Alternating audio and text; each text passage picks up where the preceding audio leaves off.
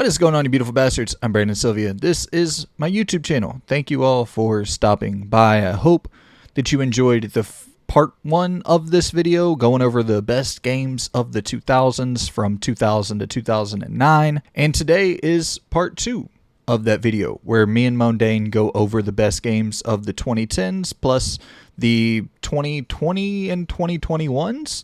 I just went ahead and threw those in there because, you know, those are 2 years that are existing that we have played games in, so we figured, hey, why not talk about 2020 and 2021 as well? But pretty much the best games of the 2010s in this video, going over our game of the year for every year with my buddy Mondane. His channel and everything will be linked in the description below, so make sure and go and check his channel out and support him and subscribe and all of that good stuff. But without further ado, I will kick it over to the video. Hope you all enjoy. If you're new, consider subscribing. So let's go on to 2010. What you got for me?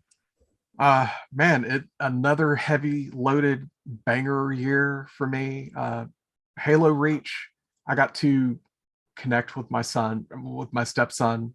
Feels weird to me to say stepson. I really do feel closer to him than that. That's awesome. But he and his friends were playing it. I was playing it again, water cooler style, like chatting it up about, tips and tricks and what weapons to use, how to get through certain areas faster, doing the weekly challenges and stuff like that. Just lots of fun. God of War 3.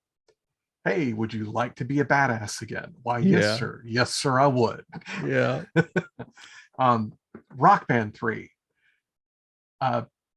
One thing that people probably don't know about me is all throughout high school, I played drums.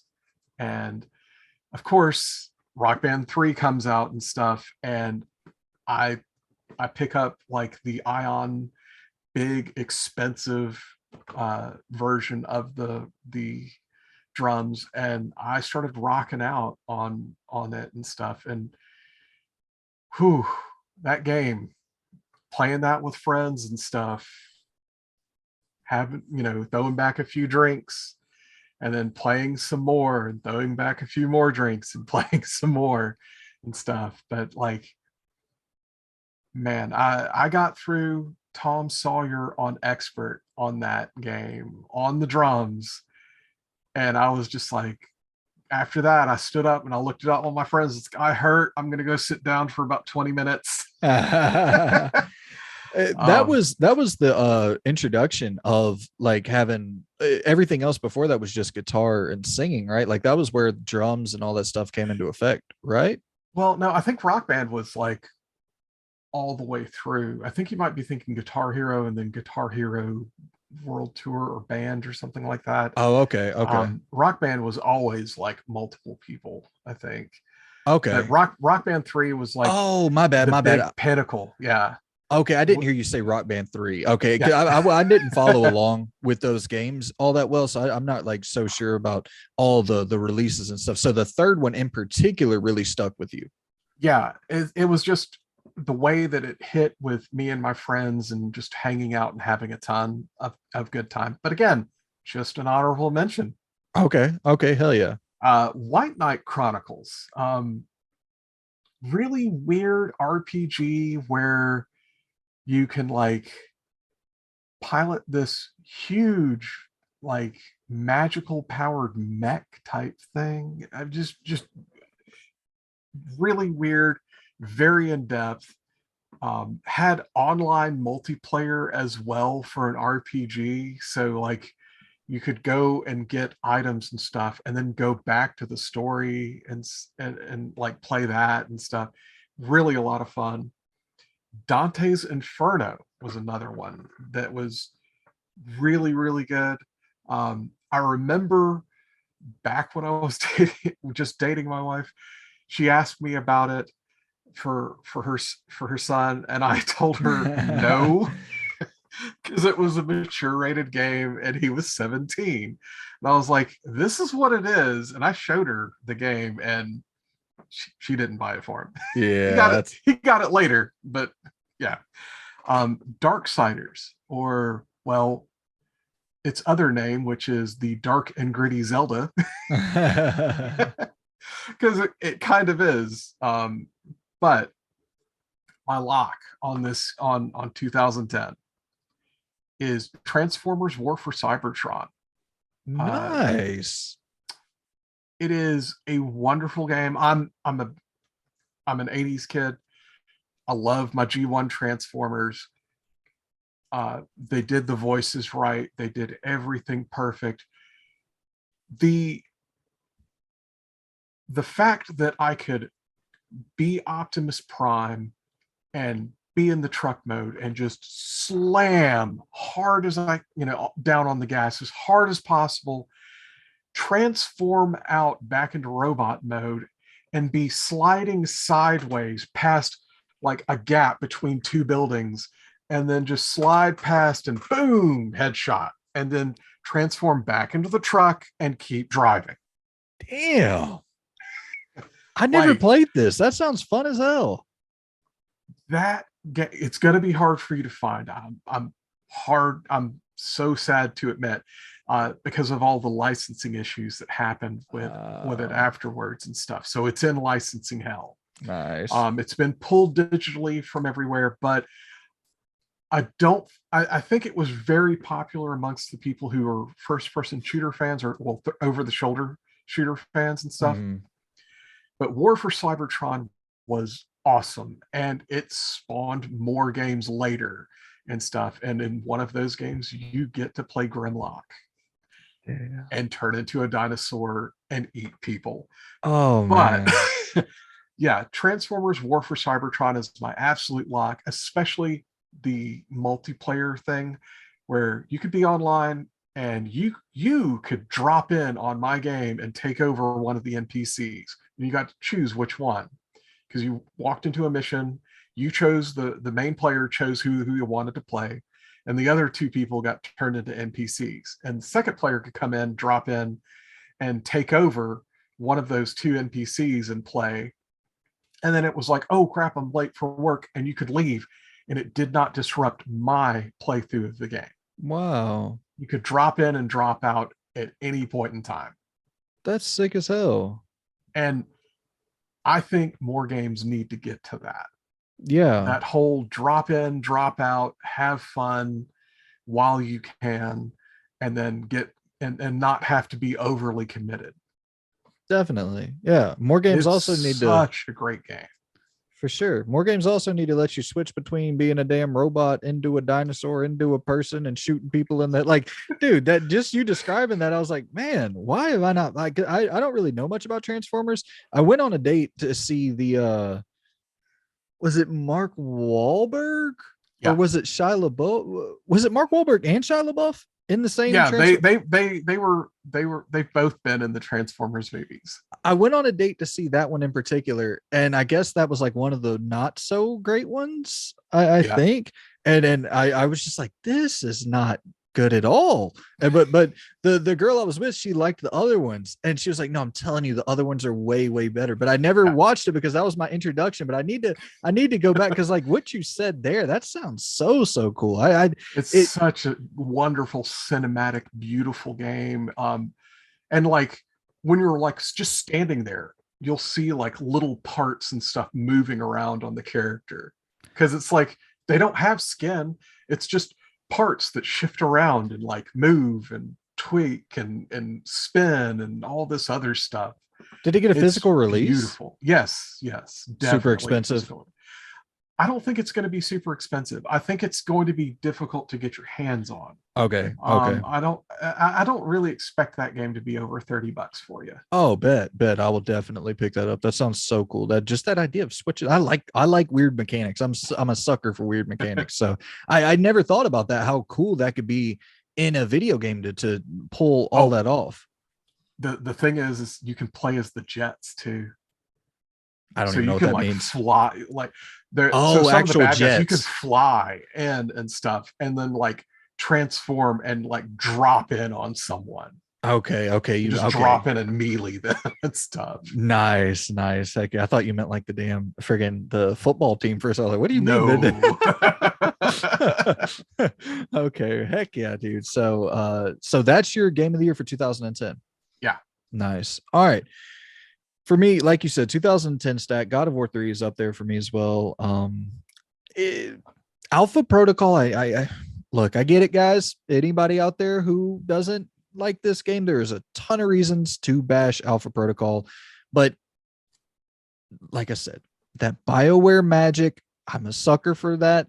And Obsidian's take on that with Alpha Protocol, I think if they got everything wrong with the combat, and I will say they got a lot wrong with it, they got the magic of that BioWare feeling, very choice based, very narrative centric, very character centric style of role playing experience really, really down. And Obsidian, I really do think that, and I'm not going to go off on a tangent here, given them a proper budget, and I hope Microsoft does give them a proper budget, I'm so curious to see if they evolve more into BioWare or more into Bethesda, because or into their own thing where they can do both, because they're one of the few studios out there who have tackled like a third person role playing game. And in my opinion, did a good job with Alpha Protocol. No, that's not a popular opinion, but they've also done the first player or the first person role playing style of experience more similar to Bethesda. And they've nailed that with Fallout New Vegas, which also released in 2010. That's crazy that they had two of their, anyways, my game of the year for 2010, Mass Effect 2. Once again, like talking about Grand Theft Auto, like talking about Halo, if we got to be honest, we got to be honest. Mass Effect 2 is my game of the year for 2010. I still like 1 a little bit more because the slightly more, I don't want to say hardcore because I don't like that word for whatever reason, but it is a little bit more of a hardcore role playing game with Mass Effect 1. Neither of them are, as in depth as your Pillars of Eternity or whatever you want to, throw out there, Wastelands and stuff. But Mass Effect 1 had a little bit more in the real role playing department, whereas 2 was just so polished and so cinematic in a great third person shooter. That was the thing that with 2, it was just mechanically, it was so fluid and solid, and everything that you were doing, and like when you were taking cover, when you were shooting, when you were pulling off headshots, the different abilities you were using, everything felt like, okay, this is exactly what I'm trying to do as the player, and it's responding to the prompts that I am putting in here. Like there's no delay between me and what's going on screen. It felt more in the vein of your Gears of Wars and stuff at the time, but with still incredible, those incredible role-playing moments and great characters and beautiful, beautiful cinematics in that game. There's one level where you're zipping across space, and just the visuals in that moment are beautiful, man. Just so beautiful. You're in like this ship chase kind of sequence. It's a beautiful, beautiful moment visually. One of the more just stunning visual scenes or missions that I've saw in a game from that generation. BioWare in space. Yeah, man. They nailed it with those, at least those 2 games. Some people can argue 3, but those 2 games, yeah, man, they knocked it out of the park with Mass Effect 1 and 2. And yeah, they kind of have been going downhill from there, but oh well, they nailed it with those 2. So they made my heart warm with those 2. But we're into 2011. We are coming into the final 10. Ooh. So what are we going? What you got in that brain of yours for 2011, my friend? Batman Arkham City is an honorable mention. I loved the idea that it was another Batman Arkham game, but much, much bigger, and like almost overwhelmingly too. So it was so big, because totally agree. Going through and trying to solve all the Riddler problems and stuff like that, it was just like, wow, this is really in depth. This is a lot of travel. But you were, it was perfect. And they let you do almost anything you wanted to do, which was great. Now, another honorable mention is Killzone 3.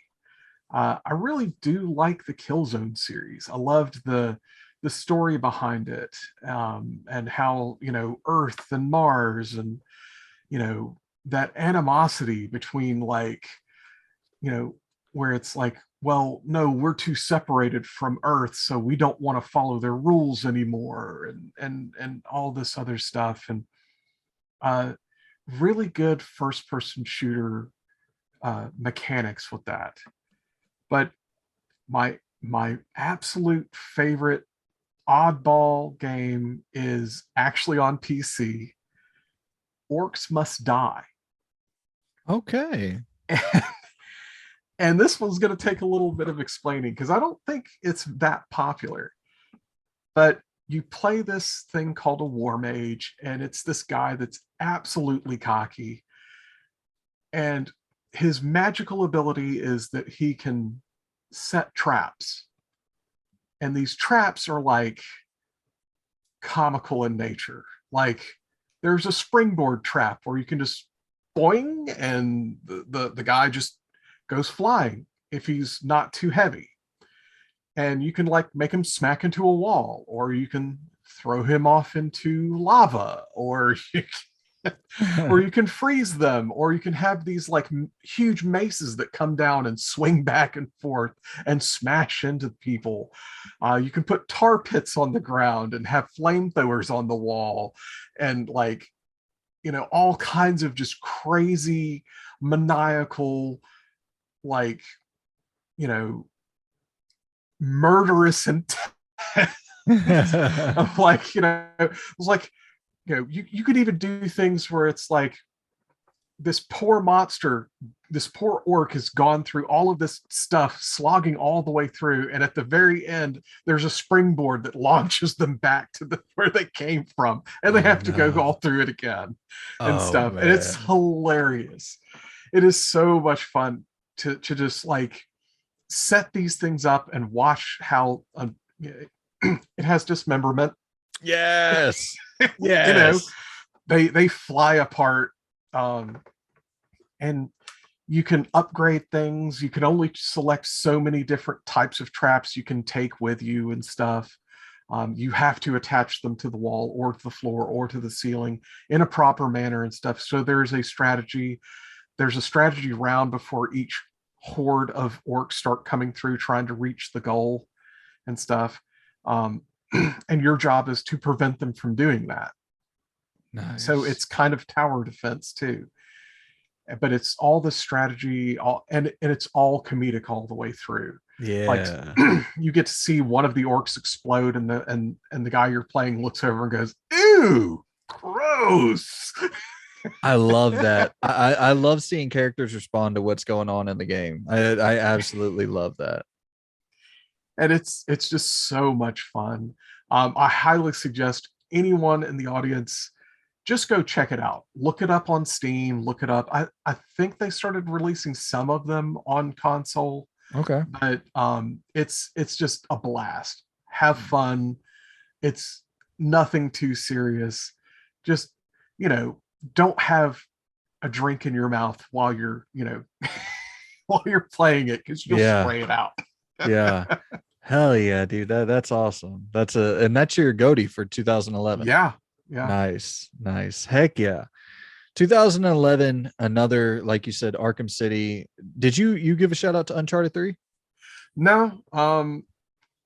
I figured that since I've already mentioned that it's my favorite Uncharted. Yeah, you just let it ride. While it was my favorite Uncharted and stuff, I mean, it's definitely not my game of the year. Okay. Just because Orcs Must Die was that comedy that I needed. Yeah. That time in my life. Hell yeah. Right. Nice. I'll give a shout out to Uncharted 3. It's not my game of the year either. Arkham City, not my game of the year, but enjoyed both of them a lot. Deus Ex Human Revolution, I really had a great time with. I played for the first time last year, and I just thought Deus Ex Human Revolution was really special in terms of the world building and like the moments of the story and how like something big would happen in the story and then you would see that reflected in the world. I love little details like that. Like you're talking about where, characters are reacting to what's going on in the screen. I like seeing the world reacting to what's going on in the plot. It's I love little details like that. So Deus Ex Human Revolution, I just like, going around and digging through people's shit, going into different apartment buildings and, reading people's emails and getting more details on what's going on. That shit's just super fun. Dead Space 2, definitely a shout out. Dead Space 2 is real close. The last three games, Dead Space 2, Saints Row 3, very, very close. But for me, my honorable mention, or my Saints Row 2 and Saints Row 3 and Dead Space 2, Jesus Christ, my brain is cramping on me, are my honorable mentions. But my game of the year for 2011 has to go to Infamous 2.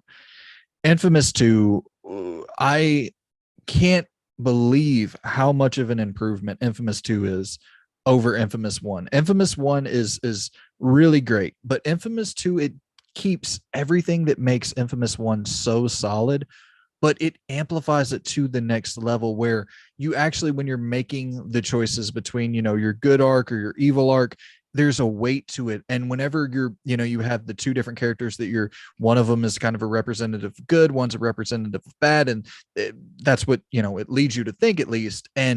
But the way that it wraps the story around that, and the way that it will actually make you debate, even though I'm committing to this play style for narrative reasons, I almost want to go with the other route, even if it might, hurt me and hurt my abilities to upgrade and to get all the different powers that I want.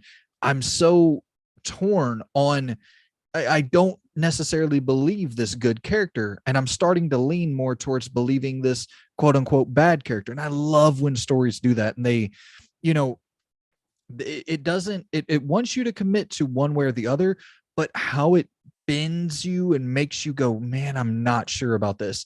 I really appreciated that. And just visually, I mean, the Louisiana set pieces that they have there, the Bourbon Street kind of recreations, it's just visually stunning. It's so much more cinematic. The narrative's it just across the board so much better. That's one of the rare instances where you'll play a first game and you'll be like, that's really, really good. And then you play the second game, or at least for me, and I'm like, that's almost a totally different, even though mechanically, structurally it's similar, that's like next, it's not even comparable in my opinion. No offense to Infamous 1, but Infamous 2 is incredible in my opinion. So, got a question for you about Infamous 2. Okay. Have you viewed it in the light of being an indie style superhero game?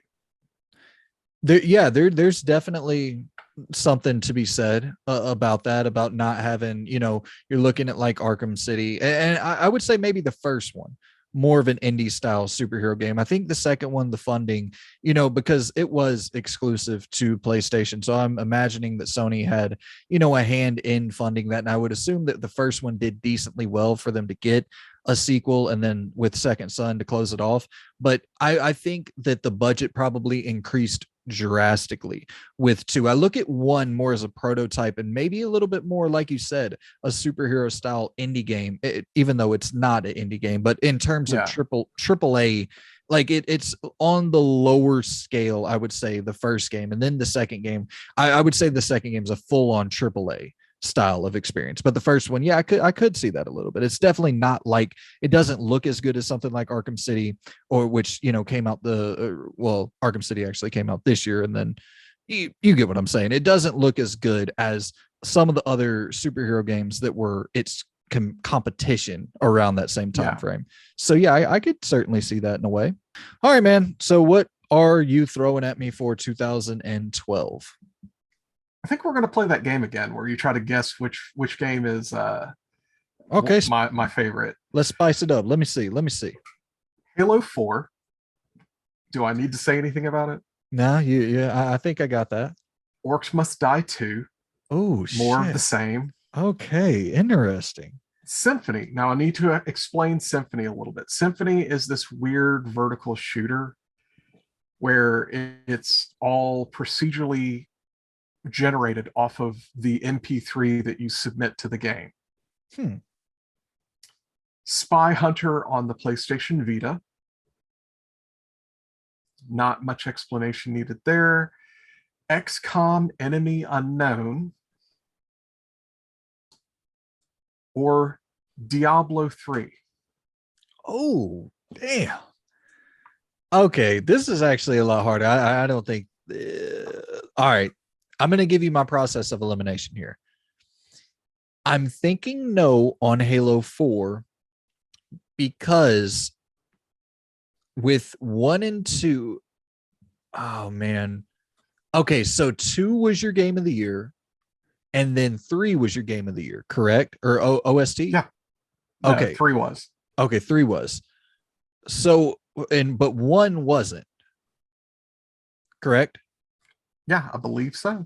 Okay, so we're all right. So I'm gonna say no for the first one. So you Halo 1 not game of the year, 2 and 3 game of the year. So we'll continue the process with 4 not being game of the year. We'll follow some patterns here.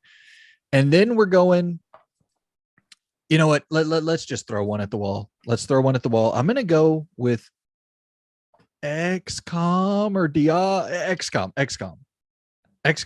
Oh, you're so close. Diablo? It's Diablo 3. Damn it. So Diablo 3 was another one of those community style phenomenons with like me and my friends and my dad as well. And like that game grabbed a hold of us so tightly. My dad is still playing Diablo 3 to this day and stuff.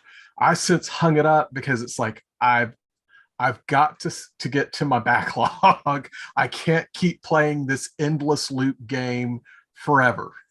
So I just hung it up and had to walk away.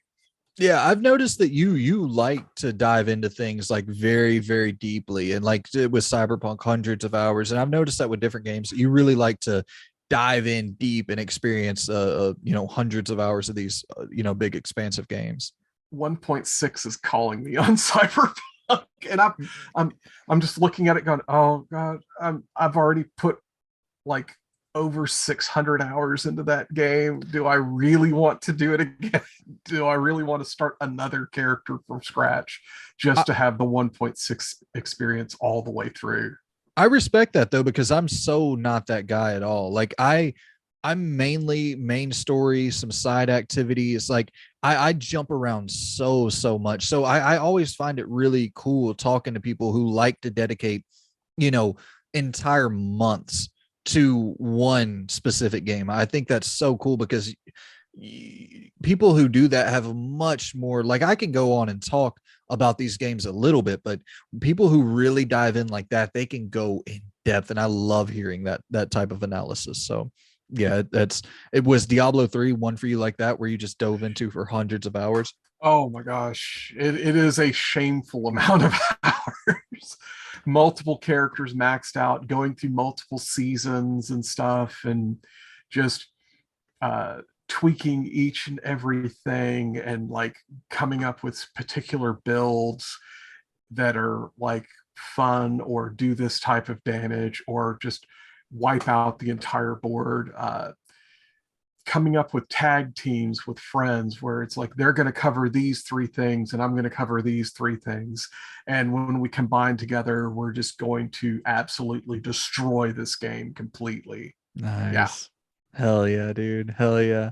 Well, man, so all right, you know what, no, I can't do 2012. I'll do 2013 or 14 where you can predict mine. 2012, it's a dead giveaway for me. But 2 quick shout outs: Resident Evil 6, Resident Evil Revelations. The first one is incredible, second one's incredible too, but Resident Evil 6, I know people hate it. Leon's story in RE6 is phenomenal though. Phenomenal. Really, really good. And just the whole culmination, it's beautiful in a lot of ways if you're a long-term Resident Evil fan, and it's also painful in a lot of ways if you're a long-term Resident Evil fan. I get it.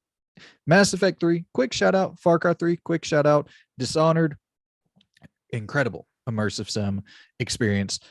Max Payne 3, just the grit and nihilism in that game, it hits my hopeless soul in all the right spots. I love Max Payne 3, but for me, it's not even a contest for 2012. Sleeping Dogs #1 by a long shot. So nothing really even fun I can say about this. It's just Arkham, but you're getting a more MMA rich experience. Even like having George St. Pierre's outfits that you can go and buy in different shops and stuff, like it's a love letter to real MMA. You're going to the dojo, learning different moves, putting those moves together in combat. It has a layer of depth that is so much more akin to a fighting game than a third person action adventure game and an open world action adventure game. And then talking about Max Payne, including those mechanics into this experience, you're on boats and you're in these big action movie set piece style, ship blowing up all around you, cars blowing up as you're in these big chases, jumping from rooftop to beautiful, beautiful, beautiful game. And I love the environmental damage you can pull off in Sleeping Dogs. It's one I don't think that anyone, I've recommended this to so many people, I don't think anyone has played it and been like, yeah, that's okay. Like, it's just so damn fun. It's hard not to love it. I love Sleeping Dogs so much. Game of the year for 2012. I don't shamefully on my backlog. I mean, I get it. I've recently picked it up like last year at Five Below for $5. Mm-hmm. So it's like, I've got it. It's on my PS3. I have to get around to playing it. Yeah. And I get that. It's an open world game. I think that's the kind of open world games just sit on people's backlogs for a long, long time. I don't think there's any shame in that at all, but I can almost guarantee you as soon as you play it, you're going to be like, that's just really good. Even if you're not blown away like I am, I think you'll just be like, damn, that's just good. Like, it's just fun. It's good. And it doesn't do anything throughout the entire experience to ever bore you. The narrative's good throughout the whole time. The combat's constantly reinventing itself, doing something new. It's just good. It's just like really, really good. Whenever you go and you get just a damn good burger somewhere, and it's not like, I'm not saying it's 5-star dining at the highest level of, Last of Us style storytelling and highbrow art. It's just a damn good burger with some damn good fries and a damn good milkshake. And that's really Sleeping Dogs, man. It just does everything that it does really, really good. So shout out. 2013, man. We're rolling into the back half. What we got? So 2013, again, kind of a light year for me. So Luigi's Mansion Dark Moon on the 3DS. Okay. Luigi's Mansion on the GameCube was great. And I knew that this game was going to be great too. So I definitely picked it up. I definitely played through it quite a bit and love all the mechanics. Love like just that not so serious kind of take on it. For sure. Where it's just like, no, this is an easygoing game. We're not going to ask too much of you, but you're going to have to think a little bit and you're going to be entertained. Yeah. But it's only an honorable mention. So the one that locked it for me on 2013 is Dragon's Crown. Okay. Despite what all the naysayers want to say about, the pinup style artwork and all this other stuff, yes, I get it. But underneath all of that is a really good side-scrolling beat-em-up game with RPG mechanics. You get your spells, you get your character class, you get equipment, you have consumables, you team up with people. And the game has a cross save. You can take your character from the PlayStation 3 version and play it on a PlayStation Vita, or play it on a PlayStation 4, or since the PS5 is backwards compatible, play it on the PS5. And it's not hard to find the game. The Vita version might be a little bit harder to find because, well, it's Vita.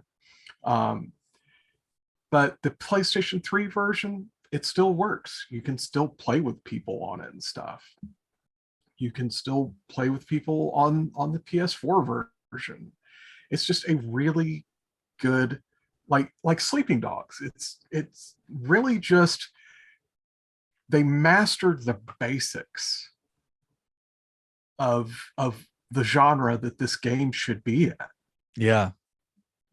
It's like, Are they at the absolute best at the? No, no, absolutely not. But to master all of the mechanics and all of the basics and stuff, and put a little bit of an innovative spin on it, Right. makes for a really good, down to earth, like easily approachable game. Right. Right. Hell And yeah. that's what we've got. So I guess what we should do is try to make a deal. Like, I'm going to try to play some Sleeping Dogs. You're going to have to try to play some Dragon's Crown. Okay. I'm down for that. I'm down for that. You want to make it like a 2023 goal by the end of 2023? We'll have to have checked them out at least Yes, some. Okay. exactly. Okay, because I know Sleeping Dogs is a big kind of commitment. I want to give you at least a year on that. Okay.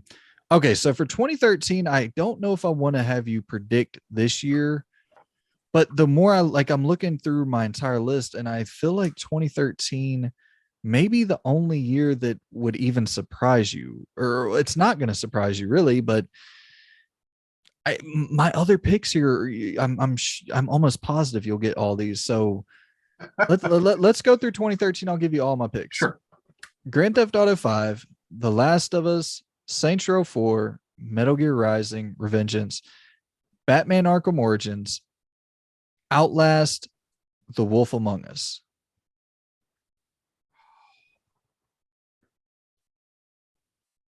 Wow. Like, just based on some of your previous choices. Yeah. And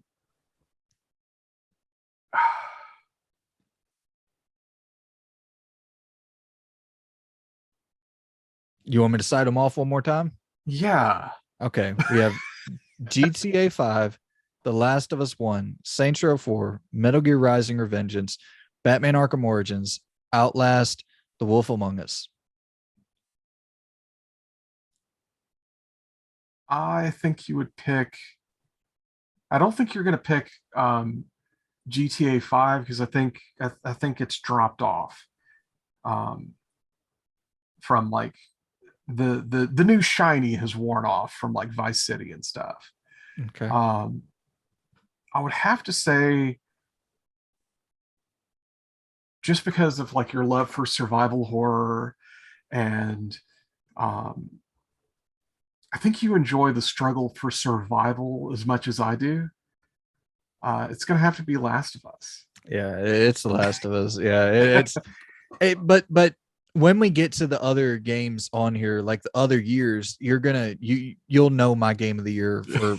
I should have done that earlier on. I should have done that, but because you're gonna know the rest of them here. But I was thinking maybe the thing that would throw you off is The Last of Us and the Grand Theft Auto thing. With Grand Theft Auto having two of my other GOTY, but I forgot that I did mention that it started to dwindle there. So good listening on you, pulling those context clues together. But yeah, The Last of Us for me, man.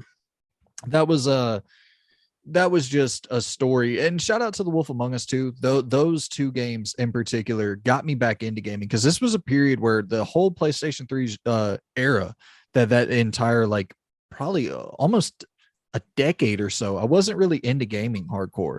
And this year in particular started getting me to that point where I was following the industry a lot closer. And The Wolf Among Us actually sparked all that off. So shout out to The Wolf Among Us. It was just an incredible choice-based, narrative adventure. And then The Last of Us, it kind of took a lot of those things that I liked about The Wolf Among Us. Just, it doesn't have the choices or anything, but a real hard-hitting narrative, like something that I'd never quite experienced on that level, where I'm just like,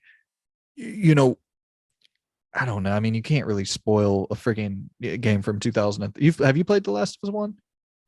No, I haven't played that one. Okay, so I won't spoil it for you then. But I'll just say that it's immediately like it just immediately gets you, and you're like, wow, okay, this is different than really. It's hitting on a different level than most things. So, and it just keeps those gut punches coming throughout the entire damn experience. And I'm not going to sit here and say it's like gameplay wise innovative or a breakthrough in any respect, but storytelling wise, it really, really was. And it was what I needed to get into gaming and appreciate it the way I do now. So shout out to The Last of Us, and also shout out to The Wolf Among Us. I honestly think that might be my number 2 if I had to list it out. All right, but into 2014, this is a down year for me, but I want to hear what you have for 2014. Actually like a few games. Okay. Now, one of them's an honorable mention just because it's not a full game. And that's Diablo 3 Reaper of Souls, because it was an expansion. They took a great game and expanded it out and fleshed it out a little bit more. Next one, Mario Kart 8 on the Wii U. Really good game. Got to play a lot of that with my family, my wife, my stepdaughter, and my granddaughter. We all would just 4-player up on that. Lots of fun. Everyone knows what Mario Kart is. And then there's Sunset Overdrive on the Xbox, which is Absolutely. the spiritual successor for Jet Set.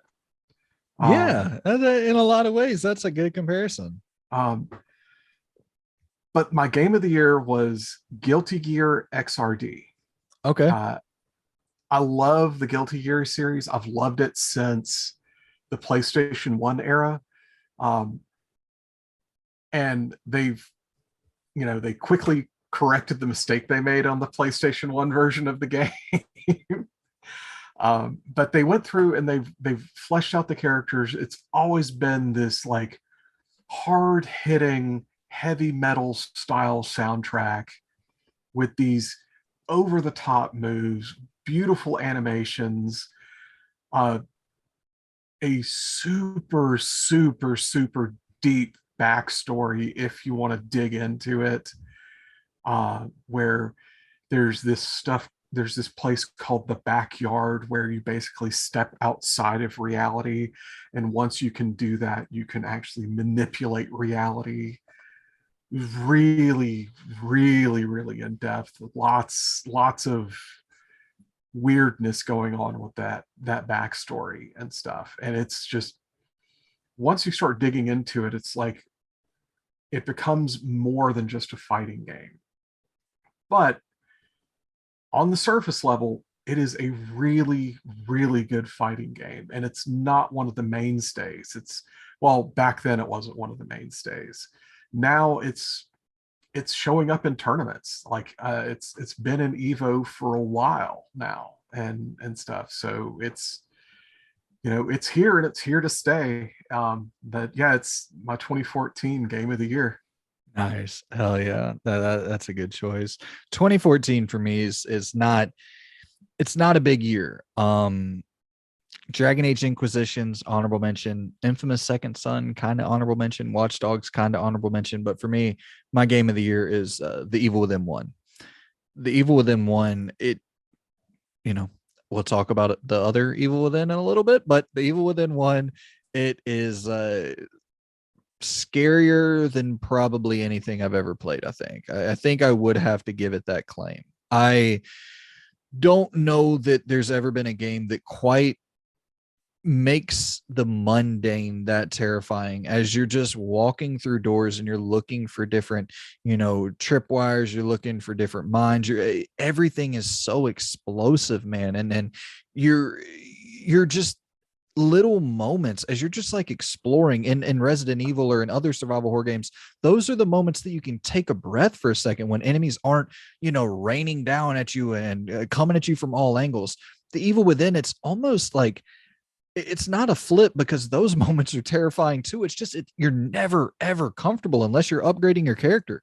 That's the only time you're comfortable. And I think just that constant, like you're constantly tensed up, shoulders tight, like always aware of your surroundings, because you have to be. And I don't know that any other game has made me like it.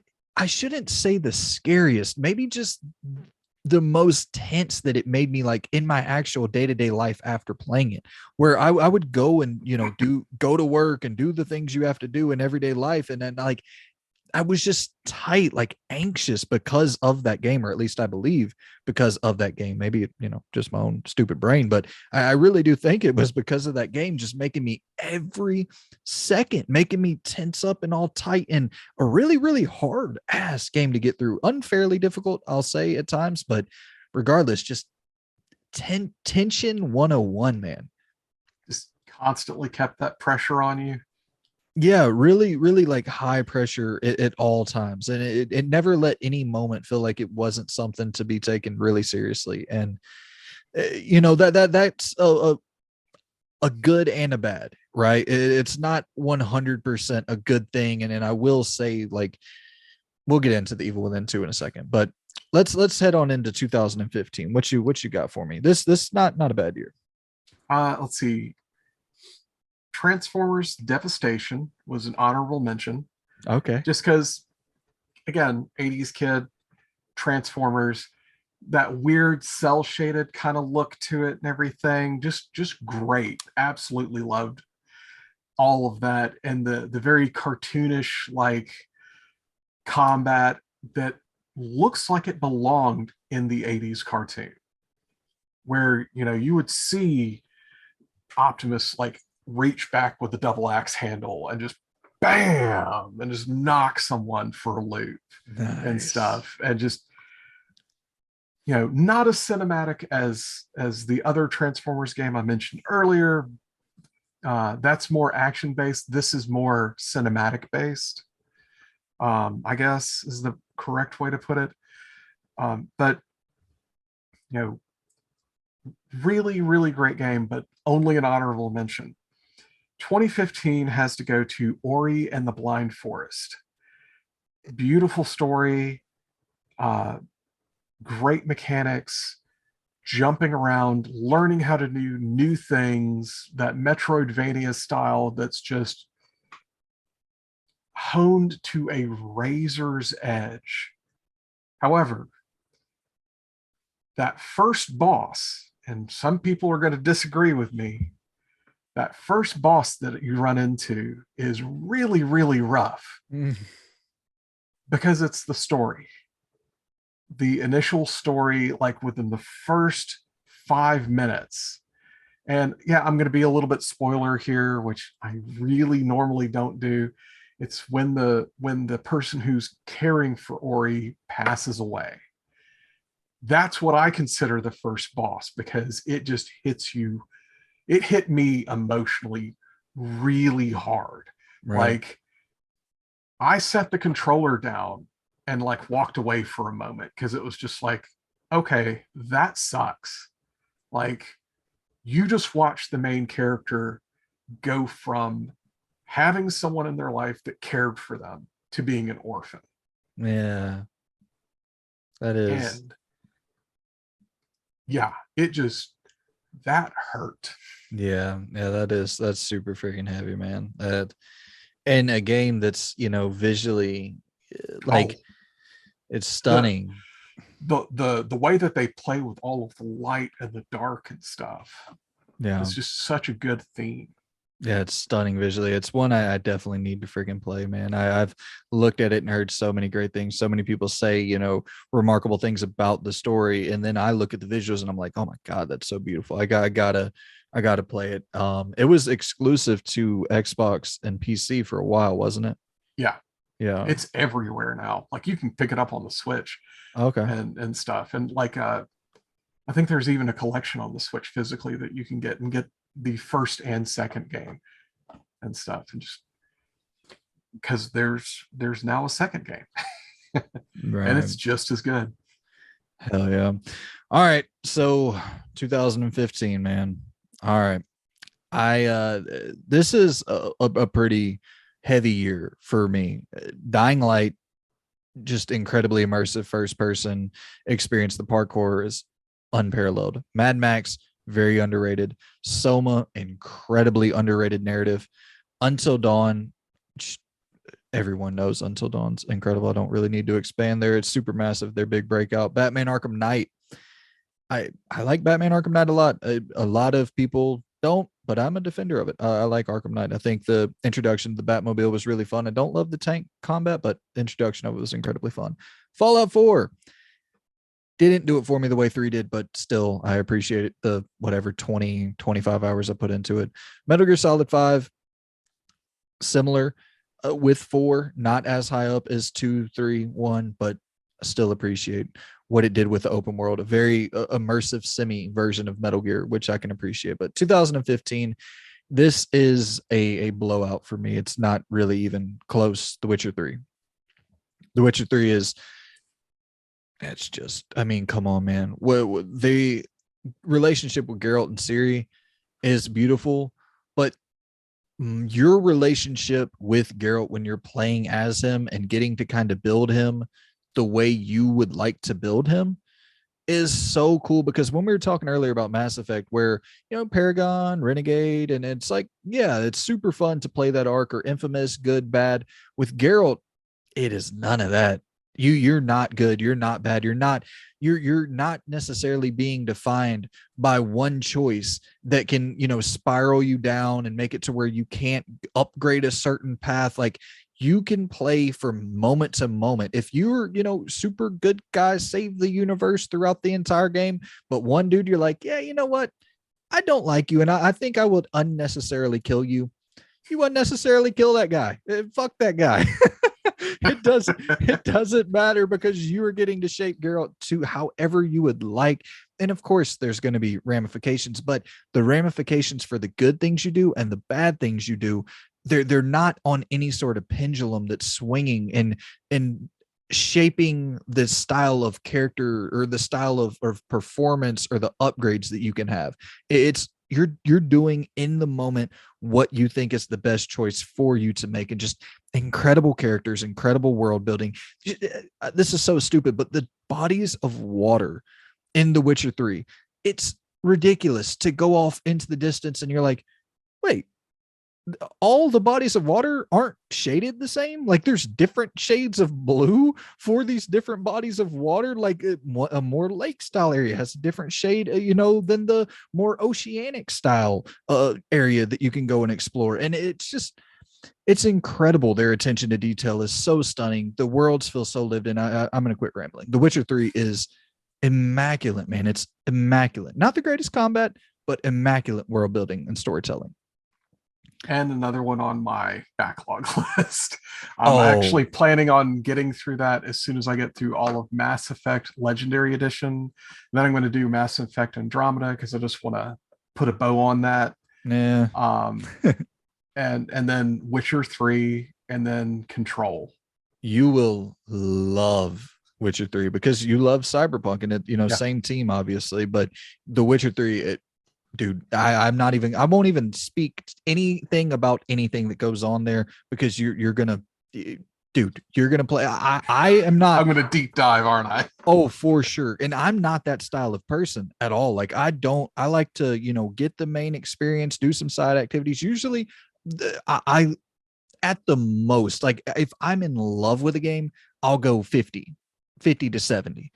I'm into the hundreds at this point with The Witcher. But like, let me be fair, low hundreds. Like, it's still a 1 at the start of my hundreds, but it's in the hundreds. But yeah, The Witcher 3 2015, my game of the year. All right, so for 2016, give me your best shot. What you got, Montaigne? So, an oddball, no one's heard of it. Master of Orion, Conquest the Stars, or Conquer the Stars, I think. Yeah. It is a 5X game? Exploration, you know, the economy, all that stuff. You're managing an entire race of people. Okay. And you're trying to take over the entire universe.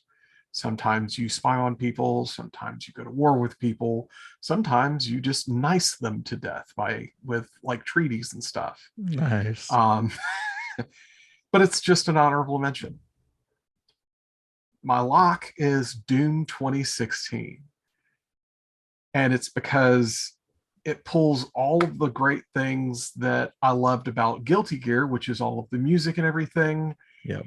and all of the things about Arkham, Arkham Asylum. Doom 2016, you feel like the Slayer. Yeah. You get pulled in, you're running around, blasting away, the world melts away.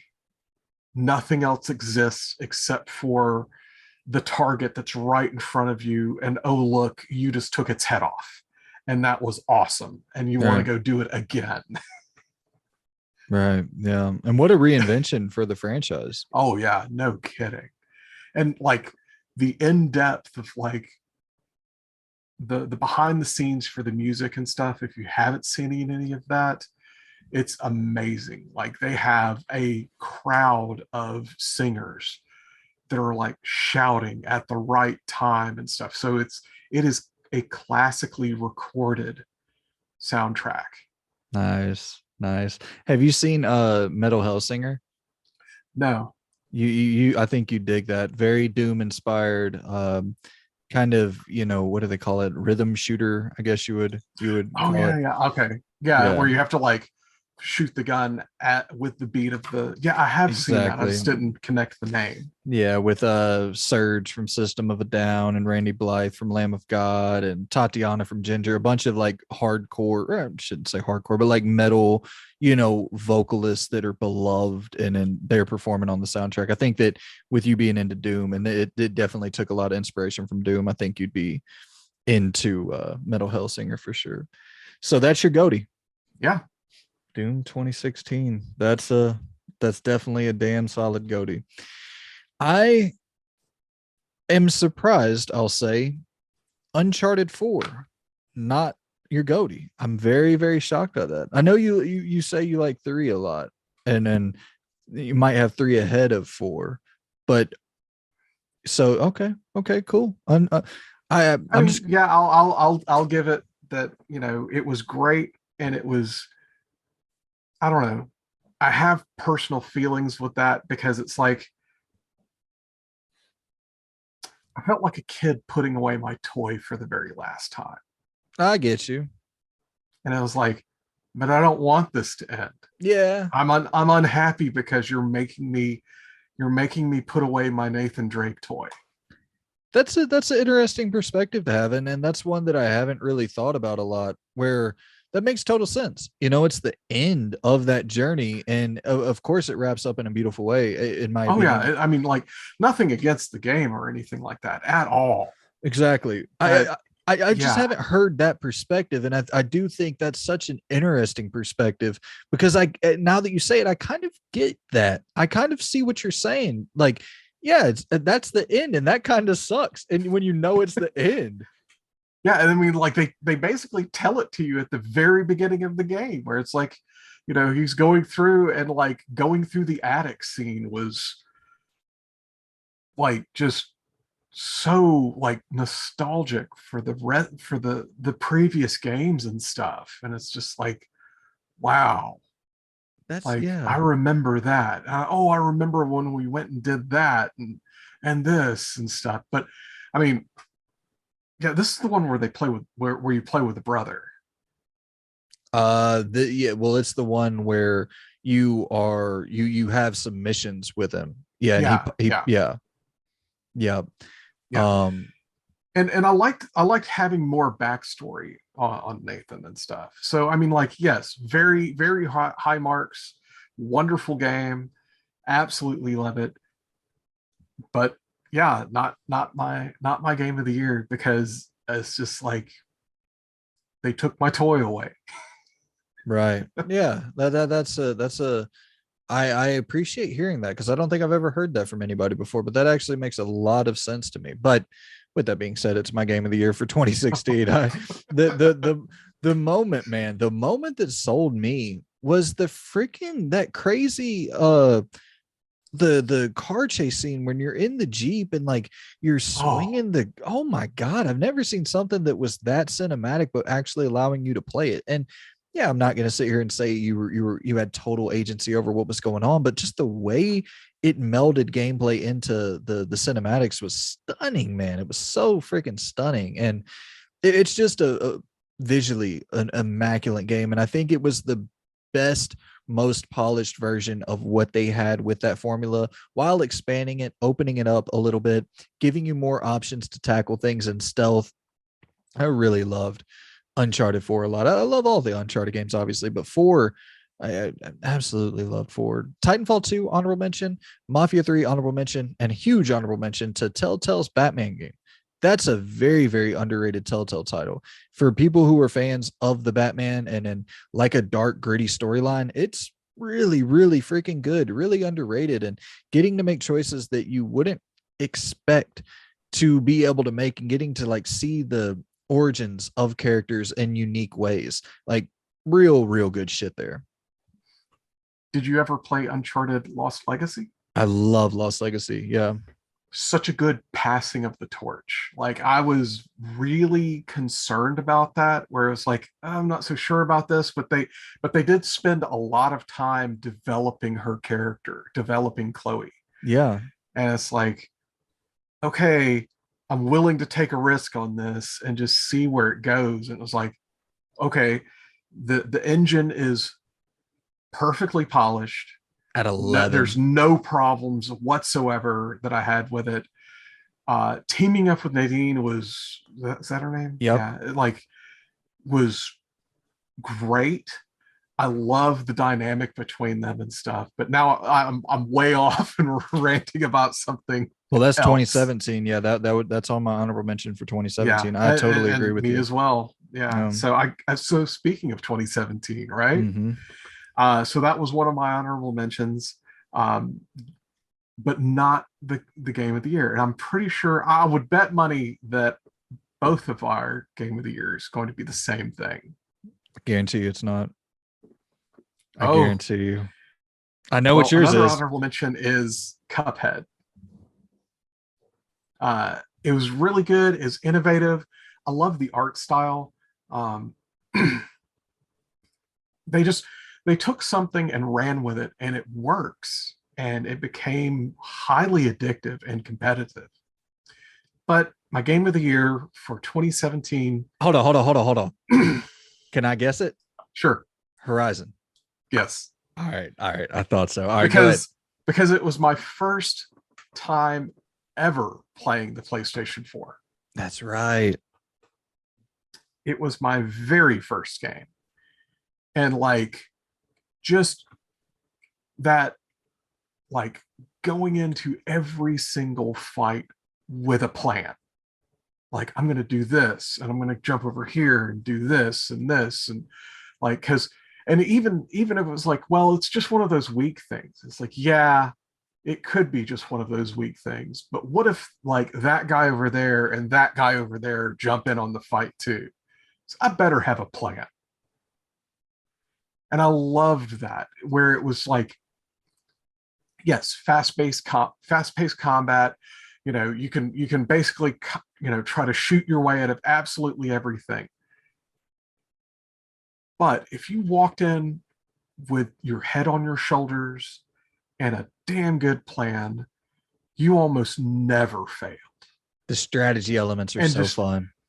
And it's like, it wasn't even like one of those things where it's like, well, no, you're planning this out and it's going to be a turn-based thing. It's like, no. You're planning this out in your own head and like absolutely dissecting the situation that you're in. And it was great. It was the game basically was so good that I felt like it earned a platinum effort from me. And I platinumed the game. Oh yeah, that's a commitment. That's what you're talking about, 70 to 100 hours on that or so. Yeah, definitely. Damn, man, and the expansion was like, it was like, yeah, I hate DLC. Oh, I have to pay money, or no, this is how you do it. Just like I've heard with The Witcher 3, there's a specific DLC that is unbelievable. They're so good. And this is the same thing. Yeah. So if you haven't played the DLC for Horizon, oh man, you got to go back and do it. Yeah, I have to. I haven't played it yet. You're talking about Frozen Wilds, correct? Yes, Yeah. yes. I have to check that out for sure. It Horizon's an honorable mention for me, no doubt. It's probably number two. Horizon's a masterpiece. The first game, that story is incredible. Like you said, the strategic planning before battle, but also having the dynamic nature of having to respond on the fly if something goes awry. Like it's so the combat's so good, and I think the combat. You've played Forbidden West. Yeah. Yeah, I think the combat in Forbidden West expands upon it greatly and is just immaculate with its combat. I think things in Forbidden West are a little bit damage spongy though. It gets difficult. I agree. It gets way harder than the first game in a lot of areas. Yeah. I think it's because they give you more tools to handle battle with. True. And I can appreciate that. And they want you to escape from battle a lot more, run away, replan your attack. They give you more options with the traversal and stuff. So I can appreciate that. But regardless, Zero Dawn, masterpiece of a title. Shout out to Resident Evil 7. This game is so crucial for Resident Evil fans. Even if you don't like the new first person change, if you are a fan of Resident Evil, you have to put some respect on Resident Evil 7. It's not the tone I want or the perspective I want. No, I prefer third person, but I love Resident Evil 7, and I'm just so glad that it got back to the roots of real horror, and it's real horror. Let's see, Lost Legacy, we mentioned that, but my game of the year for 2017, and it's not even close. It's the second, in my opinion, the second greatest survival horror game ever created, The Evil Within 2. The Evil Within 2 is, to me, it's a 10 out of 10 game. Like it really is one of those few games that I would say, like if I was reviewing that for a big outlet, like I wouldn't care what notes they gave me back, but what about 10 out of 10, dude. I've never seen a world adapt that brilliantly to, like, where you go into the main levels are a little bit more linear. You get back into the open world. The open world evolves by bringing in a boss to make searching for resources more difficult, more complex. And then the story is so hard hitting towards the end. And like, I got freaking emotional towards the end of that story. And then rarely in survival horror games do I get pulled in that deeply to a narrative. And just the combat was so much better. The stealth-based sequences were better. Everything about the Evil Within 2, it's The Last of Us, but with a bigger world and a more adaptive difficulty that understands you're powering up, so it's going to power up alongside you. Great game design. Great exploration that allows you to understand the narrative more if you choose to explore that open world. Incredible game. Not going to keep on going on, but The Evil Within 2, it really is, in my opinion, like a masterpiece in horror. But 2018 is a masterpiece in game years, in my opinion. This is a crazy year, but I'll go ahead and kick it over to you. 2018, what you got for me? So I think I probably had my blinders on for 2018. There's just a few games that like stood out to me. This one, I know people are going to be like in the comments, like, what? How could you even say that? Darksiders 3, where you play as Fury. Okay. Now, the caveat to this is I played it in the Darksiders mode, not the Demon Souls or Dark Souls mode. Okay.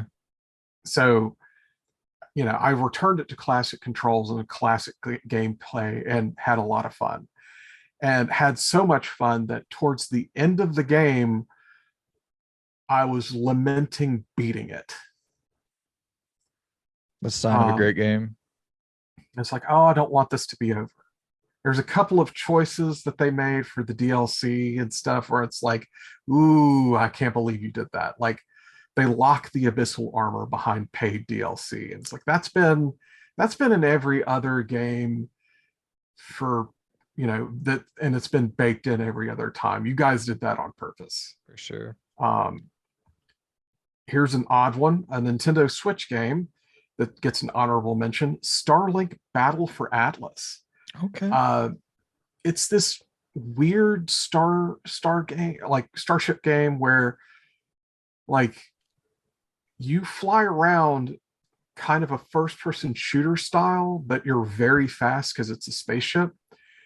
And eventually you can just decide to leave the planet and you just go up and you get to like watch yourself leave, the atmosphere and stuff. And you can go to another planet and just fly directly there and then, re-entry and stuff and go do the next missions and stuff.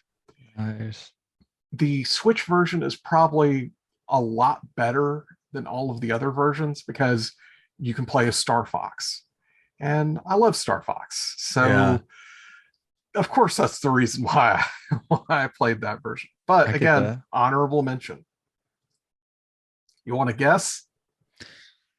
2018 out of nowhere. Okay, 2018.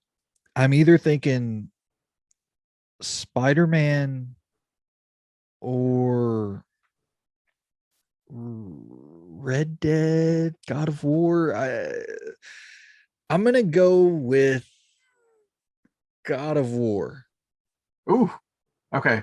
So with God of War, like with my infinite game score, which I worked with my friend Senchatus to really, really revise that and make a lot more sense. So there's a version 2 of that scoring system that's going to be coming out eventually. Nice. That's going to be so much better. Okay. But most games, like what was it? Horizon Zero Dawn scored like a high 52 or something like that.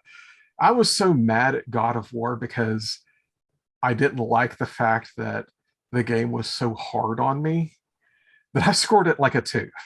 Oh wow. I know. Like I was mad with the Valkyrie fights. No. Oh, just in general? I hit some sort of glitch where there was something in a cave at the top of a ladder and there was an enemy camping the top of the ladder. So as soon as I stood up off of like climbing and everything, he would hit me and like either kill me or knock me back down off the ladder, and I would have to climb it again. And I couldn't throw the Leviathan axe because it was a very narrow cave entrance. So it would just bounce off, and it was really annoying. And I spent like a good 2 hours being thrown up against that wall. Okay. So that's why. I plan on going back and giving it another shot. I'm just going to start over from scratch. I'm going to lower the difficulty to where I can handle it and stuff, and just give it another fair shot. Dude, nothing wrong with that at all. I always hate those arguments of people say, "Oh, dude, you can't do difficult." The only way I wouldn't want someone to be playing a game on difficulty is if they were like reviewing it. Like, and if you do review it and like you say that you're playing it on easy, then no problem whatsoever. I think like the normal difficult, like if you're IGN or something, you're trying to review for like the standard experience that everybody is going to get. But like, I don't, other than that, like just individual people like me, you, anybody else, like if we're having trouble with the damn game, what the hell, all we got is our little YouTube channel. We can just tell the people, hey, this shit's hard, I put it on easy. Nothing wrong with that. So yeah, my lock for 2018 is the very second game I played on the PS4 for the, and that's Spider-Man. Damn it. I was almost there. I was you were almost there. So the way that I played PlayStation 4 was Horizon Zero Dawn first, Spider-Man second, and then God of War hit third, which is why I had such a hard time. Because I mean, not to say that those other games were easy, but they were not as punishing. But God of War will punish you if you make a mistake.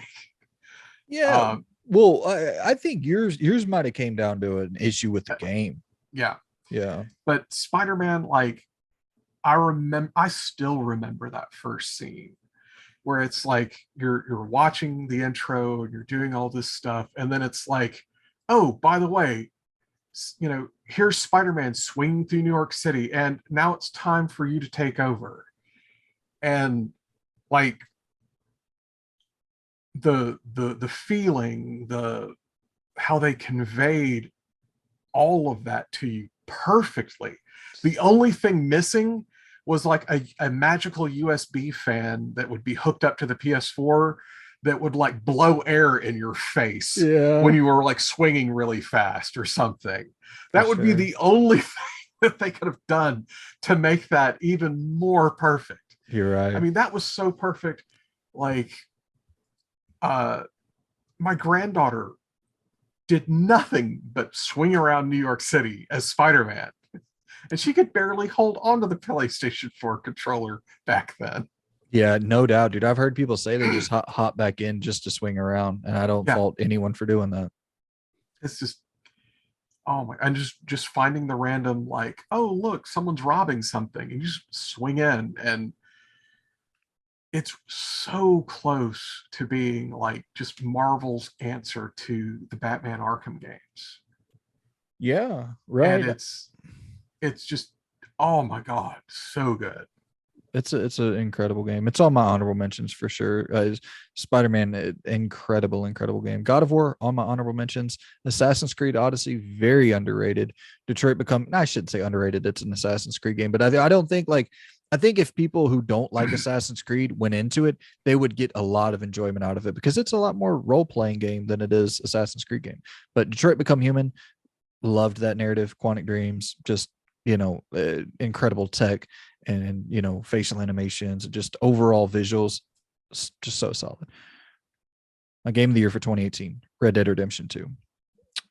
And I was talking to my dad a while back and he was like, what's the greatest game of all time? I feel like I've brought this up before, but that's the problem with the YouTube channel. You bring up the same thing 800 times, but he was like, what would you say the greatest game of all time is?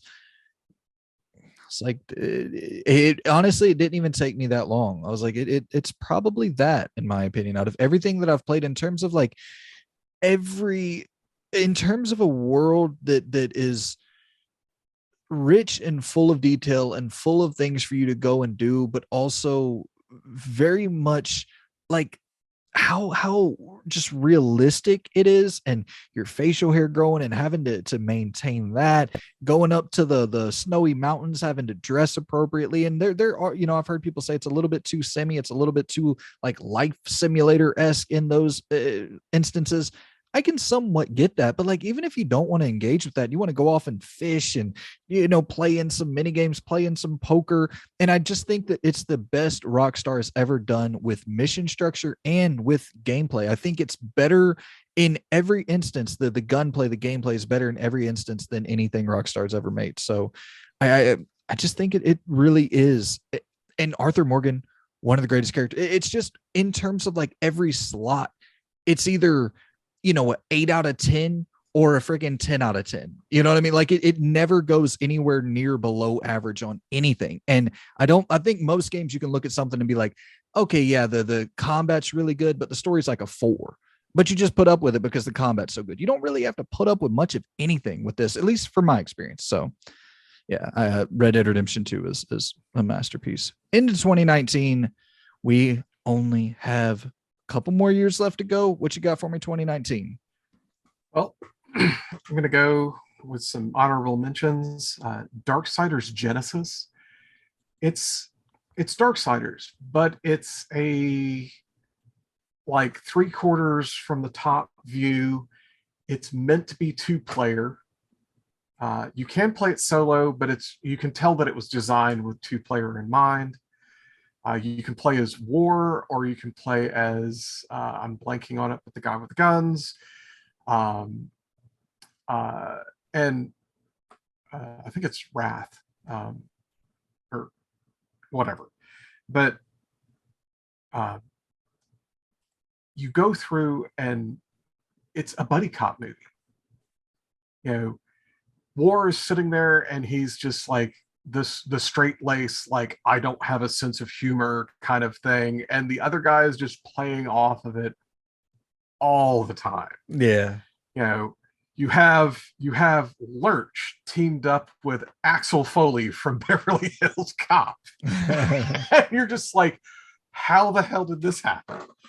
And it's because like one of them does not really take their job that seriously. Right.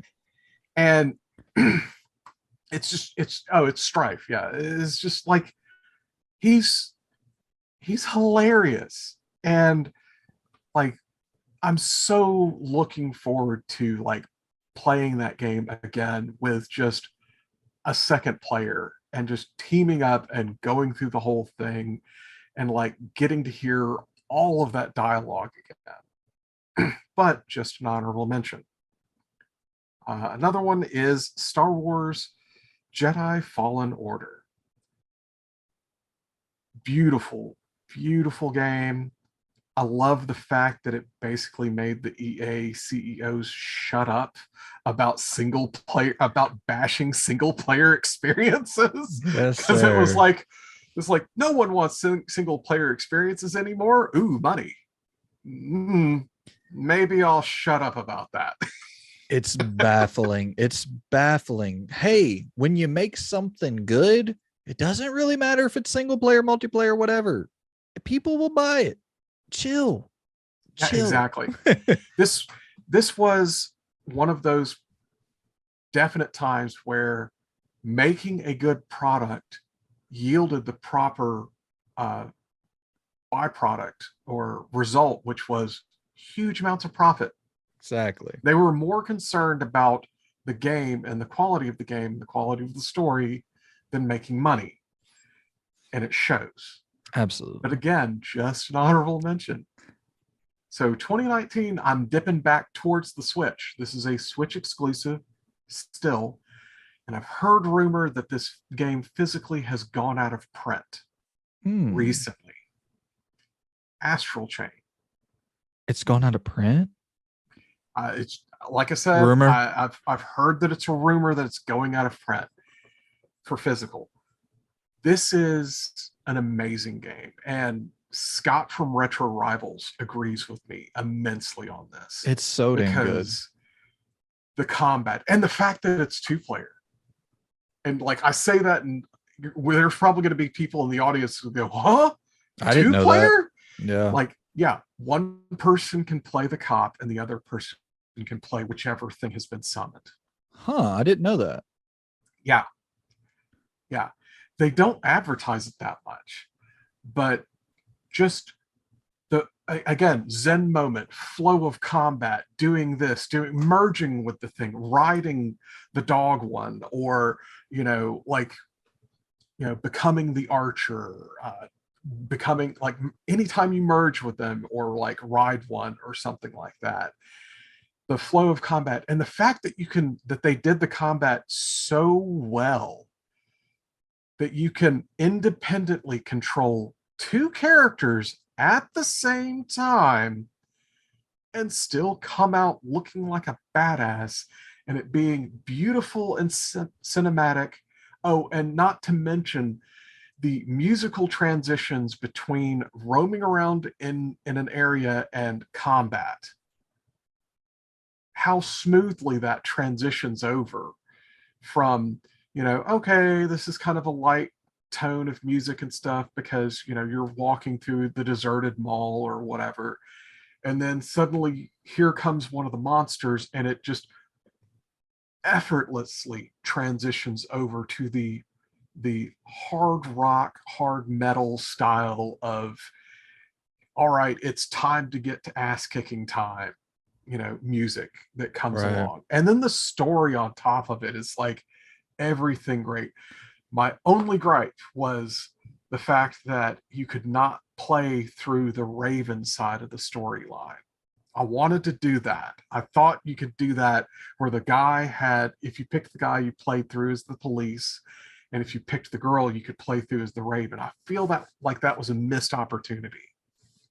Yeah. But again, game of the year for me on 2019. Oh, Astral Chain is your goatee. Yeah. Okay, nice. Yeah, I still need to finish Astral Chain. That's the only reason it's not on my honorable mentions, because everything on my honorable mentions for 2019 I actually did play through, and 2019 is for me a fairly stacked year. Days Gone. Mm-hmm. I love Days Gone. Control, I think, is just truly a mind fuck of all mind fucks. Greedfall, Spiders tapping into that BioWare feel. Resident Evil 2 remake. I'm loving Resident Evil 2 remake more now than I did when it initially came out, and I kind of regret how harsh I was on it when it initially came out, because it was just so different from what I love the most about 98's Resident Evil 2, but it is what it is. Jedi Fallen Order, of course, everything you said, totally agree with. Judgment. Judgment's so damn good. So good. Play it. If you're a fan of Yakuza, got to check out Judgment. I know that a lot of people out there, you know, they had their fill with Yakuza, didn't dive into Judgment. And I think it's great for both people. If you're a fan of Yakuza, check Judgment out. And if you're not a fan of Yakuza and you need a point to jump into that's not overwhelming, Judgment's a good one because it doesn't have like 40 other entries. Sinking City, very, very underrated. Like a, you know, Lovecraftian sort of vibe, the Cthulhu dark depths of the ocean overtaking the world. And yeah, a real good story, and it lets you make some narrative decisions there. Plague Tale: Innocence, it's my final honorable mention. Cannot wait for Requiem later in the year. Game Pass day one. But my game of the year for 2019 is The Outer Worlds. Once again, Obsidian. Shout out to my people over there at Obsidian. I just love what they do, man. I love the narratives that they create. But my favorite thing about The Outer Worlds is it doesn't overdo a lot of the Bethesda stuff. And I hate to use this comparison, but you can't not use the comparison.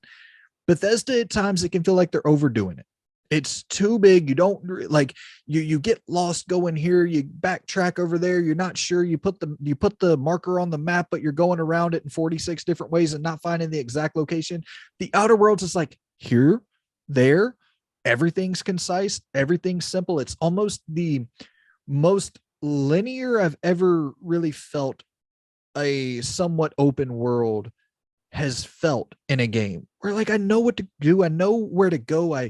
It's just, it plays incredibly well, and it really uses choice and consequence in a real way. It allows you to make decisions that actually do affect the very next moment. You don't have to wait until the end of the game, but your choices do affect the end of the game as well. And I really appreciate having the moment to moment choices that matter and the in-game choices that matter. So like open world, but not muddy. Honestly, it's hard for me to even, it's open linear, man, it's a weird one. It's small, very small scale open worlds, very, very small scale, very, very small scale, just like more open levels that are still guided and can be as linear as you want them to be. It's cool that it's you haven't dove deep into Mass Effect 1 yet. No, I mean, like, I'm just playing through it a second time on. Oh, okay. On the Legendary. Oh, okay, cool. Okay, so you know Yeah. how Mass Effect 1, it's like you can beat Mass Effect 1 in 10 hours if you wanted to just do the main story. The Outer Worlds, it's very similar in that it's big and it's, you know, a deep role-playing experience, but you can just go through that game and not really have to, you know, you don't have to spend 50, 60, 100 hours doing meaningless shit. Every moment feels important. I just really appreciate how they value the player's time. So that's my game of the year for 2019. All right. So 2020, we're heading into 2020. Let me hear the rattles of your brain for 2020, my friend. All right. Spider-Man Miles Morales. Okay. Ori Will of the Wisps, because more of a good thing is always good. Same thing with Spider-Man Miles Morales. Orcs Must Die 3, again, more of a good thing is always good. Cyberpunk 2077, I know. Yes, it does not really deserve being mentioned in a positive light for 2020, but I do feel that 1.5 has redeemed quite a bit, and I'm hoping that 1.6, which is already out but I have not tested yet, has made things even better. And I love the fact that they've given up on the idea of trying to put this game on 8th gen consoles. Totally. I mean, it's even mentioned in my review where it's like, no, you do not play this on an 8th gen console. Absolutely not. But it's not my game of the year for 2020. because it had such a rough start. I had that one point where the game crashed while I was trying to record gameplay on my PS4, and it corrupted the whole PS4 hard drive, which was really bad. Yeah. Unforgivable. So, I mean, like, I don't want one-off shit cancels out a million attaboys, and I don't want to punish CDPR forever. We can't. We have to be able to forgive. Yeah, to a certain degree, I definitely agree with that. But I will say, Witcher 4 comes out. I think me and you will both be watching a little bit of gameplay, like real live gameplay, before we go and put our money down. Yes, they've lost blind faith from everyone. That now people are going to have proof for sure. But my game of the year is gonna surprise you, Hades. Nice. Okay. Cool. Really good rogue light where you can actually gain some stats that you get to keep and do some things that you get to keep and inherit and stuff. Beautiful story of like why every time that you die you have to start over. Yeah. And it's just like it explains everything great. It's none of this mechanic because, well, we think it's fun. It's like, no, there's this mechanic and here's a story reason for why it's happening. Totally. And stuff. And it's just like everything is just perfectly laid out for you and just perfectly set to be explained. And even when like you quote beat the game for real and stuff, there's still a story beyond that and there's an explanation of why you keep trying to escape and stuff. And it's just like I was just like, wow, someone thought this storyline out and then wrapped a game around it, wrapped game mechanics around the story, as opposed to doing it the other way around. Yeah. So I won't like spoil anything too much for the people listening. I will just say though, like that final boss, when you have to go the second time, you know, like that was a real cool moment where it was like, it was a true testament to everything that you have encountered throughout that entire game, where it's like, nope, not yet. You're almost there. Yeah, I gotta give a little more. I really liked how hard it was on that first phase, and then you're like, more of that. And I remember dying the first time of the second phase and then having to go all the way back. I was like, oh man, but it felt rewarding. It felt worth it. And I didn't end up doing like the full 10 runs to unlock the quote unquote real ending, but I was satisfied with the one ending that I had. I really enjoyed that and appreciated that. I think you should try to go back and get your 10 ending. Get your 10 no chance. Oh no. Seriously, I think you could do it. No, I know I can do it. You just have to be a little. I love the strategy of like, okay, I'm going to pick this weapon, and then I'm going to go and hope for these gods, and like get them to put this buff here and do this and this buff here and stack this on this and stuff. And you get to do that every single time. Yeah, and I've heard that the more you play it, like the more, like the quicker the runs become, the more fun it becomes and the less punishing. Yeah. But the only thing that with me, the reason, like for one, I just love bouncing around to a bunch of different shit. It's hard for me to replay things. I love bouncing around. I have a friggin' Pavlovian response. I'm always looking at the next thing, but it's just, if it was something new, and I know there are new things, but if I'm not wrong, the final boss is still the same final boss every time, correct? Yes. See, that's tough for me. It's but it's more story and more story. Yeah, more and more story. And then like an ending cutscene story where everything changes. Okay. Like the whole environment and the whole like interaction with every character takes a sudden shift. Okay. And you get this great musical soundtrack for the ending rolling credits once you unlock that part on that final 10th run through where you beat it. So it took me about like whatever 7-ish hours to get through it from, you know, the first one. It Mhm. was, so it would be more like 5 the next time, then 3 the next time, something like I that. think you're going to get through the second. I think this next time you could probably get through it in 3 hours. Eventually, you get down to a point where it's like, oh, yeah, I've got 15 minutes to spare. Oh, okay. Well, that changes it a So lot. you get better and faster and start making decisions uh, ahead of time a lot better Okay.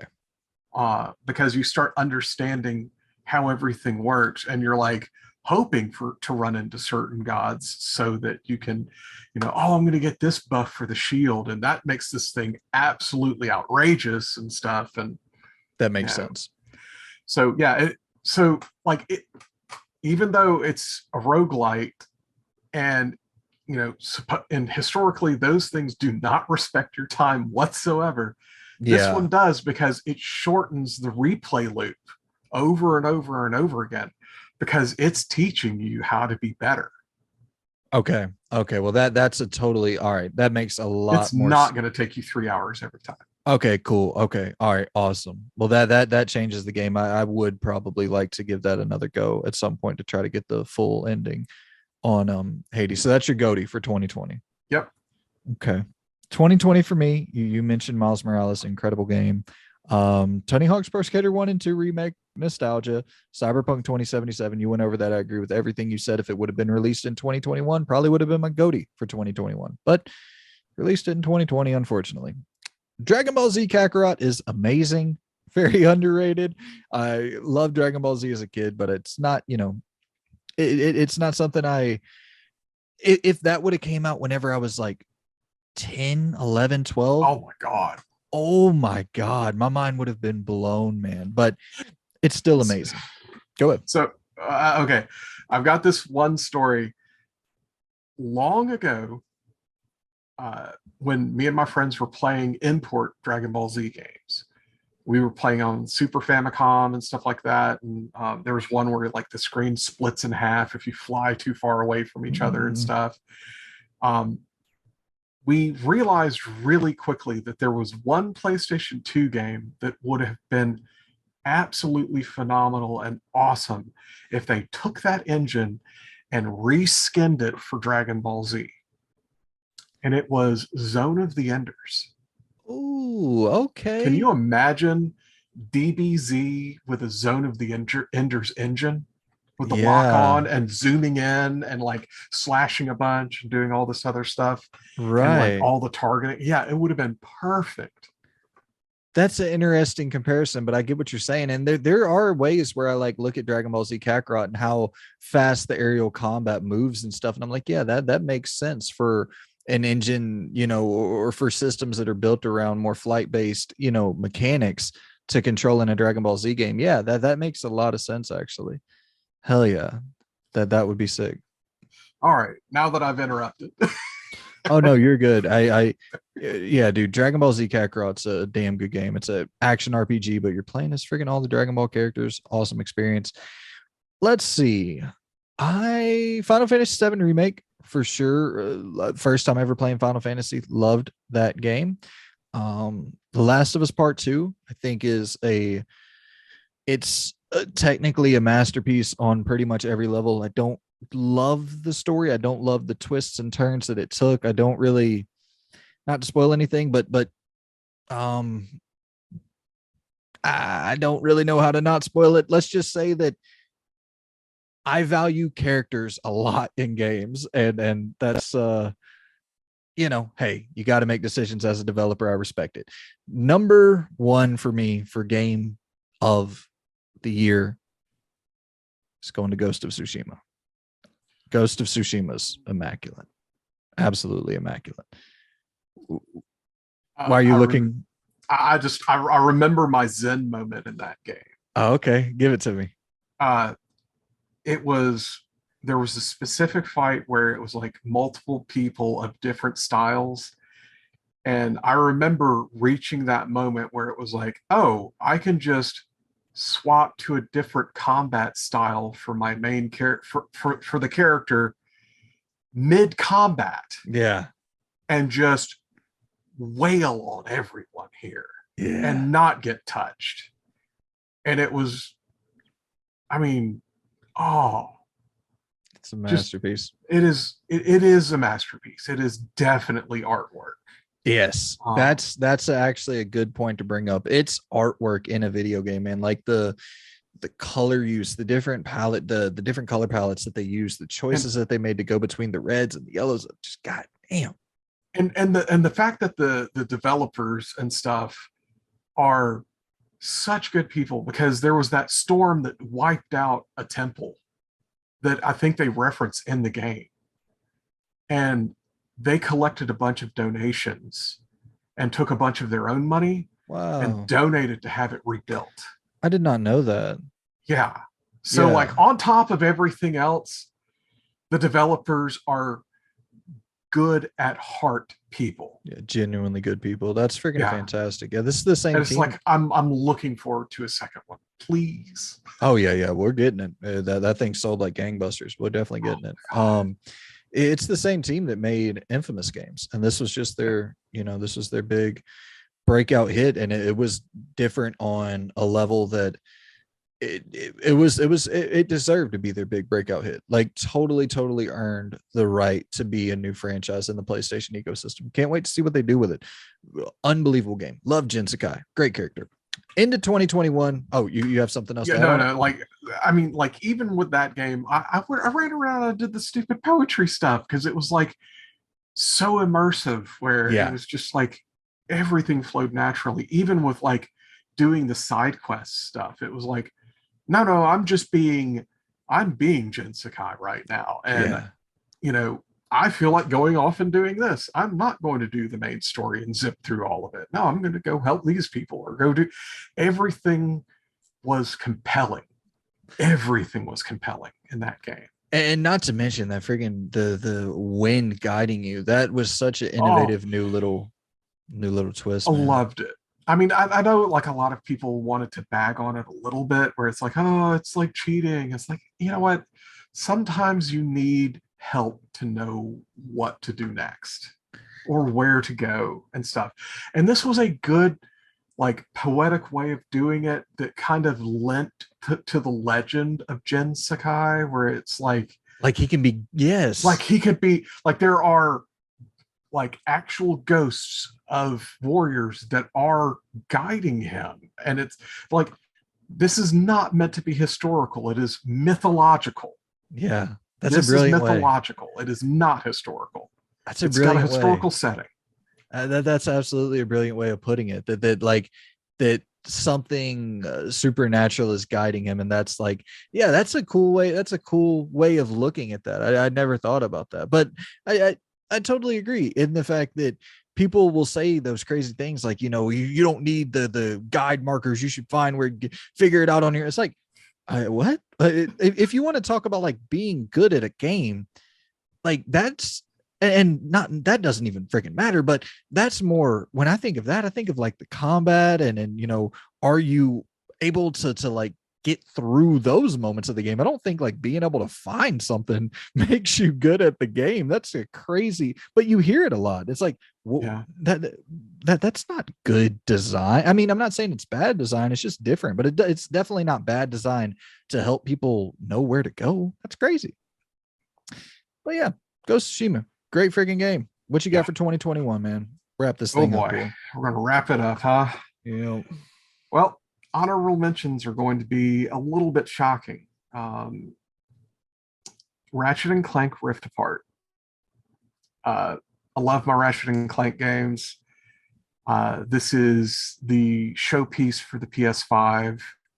And it's great. It's beautiful. I love it.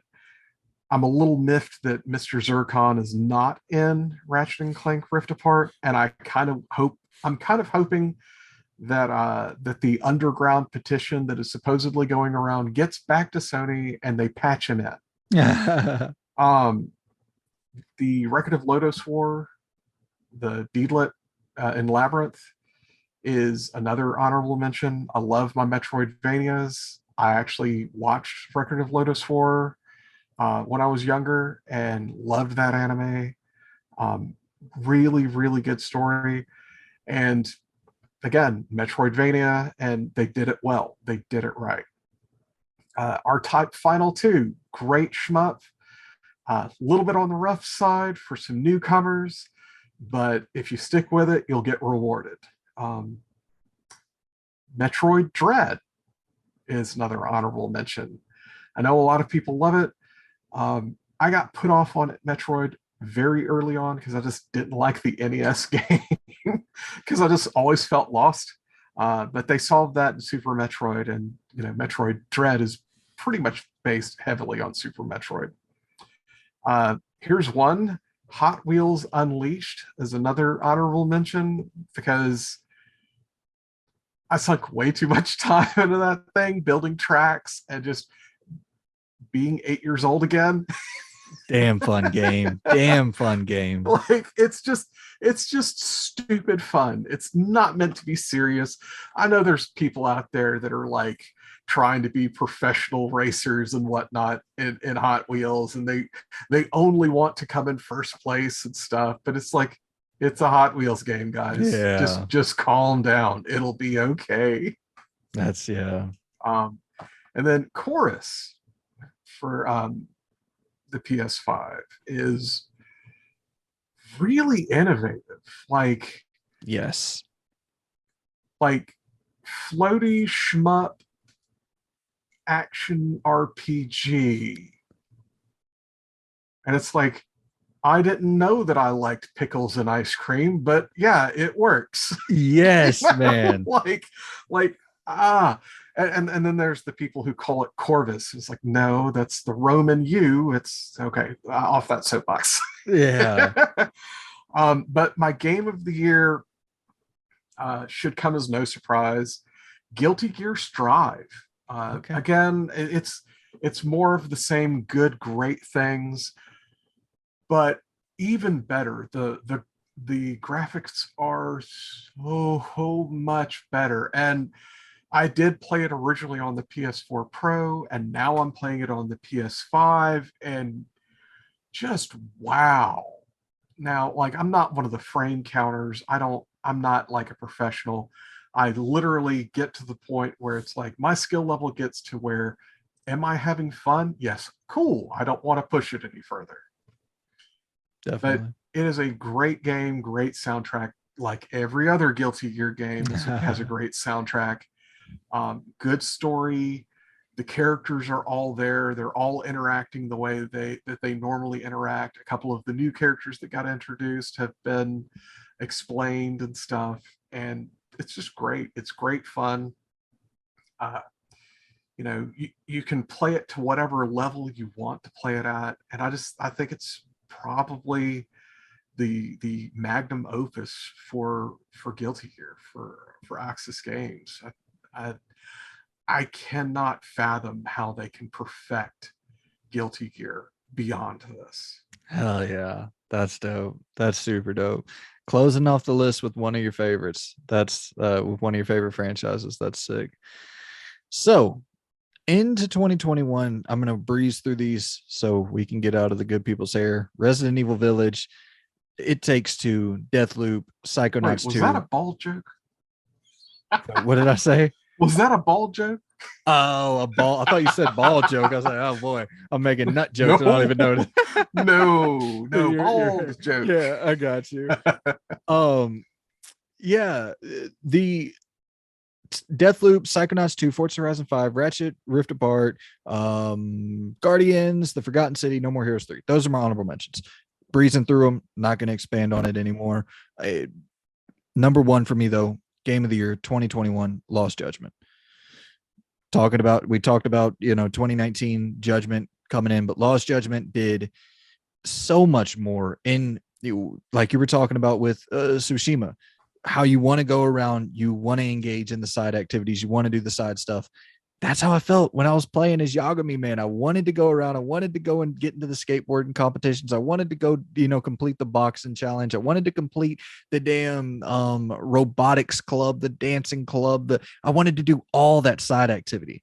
And it was just, allowing you to have a skateboard to roll across the open world with, and then giving you more defensive maneuvers in combat. Like, I just love the loop of that game. And it was a great expansion on an already great formula with the original Judgment. So close it off there with 2021 to let these good people go and take a damn nap, because we've been in their ear for the last 842 hours. Well, yeah, man, I appreciate you hopping on the stream. Thank you for having me. And dude, it's always a pleasure.